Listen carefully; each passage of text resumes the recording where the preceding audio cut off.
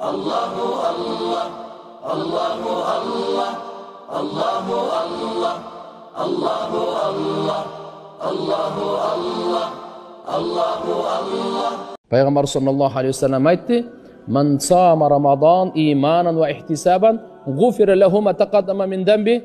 Kim Ramazan ayının orozosun tutsa, iman menen, mındayça aytkanda Allah'ın hükümüne işenim keltirip, bu Allah'ın buyruğu. Кейбір адамдар денсаулық үшін қармап қояйлы, экономикада болады екен, мындай болады екен. Жо, бұл өзінен өзі бола берсін.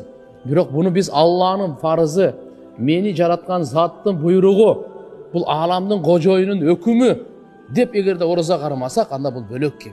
Ушинтип қармашыбыз керек, иманан деген сөздің. Ихтисабан, Алладан үміт қылабыз. Үміт қылып, эмнени үміт қылып, соопторун, разычылығын, берекесин, бейишин үміт қылып, даражаларды, белектерін үміт қылып, дозықтың құтылуыны үміт қылып, қармай тұрған болса, ким иман, ихтисап менен қармаса, аны мұрынқы барды күнделері кечирилди деп атпайбы.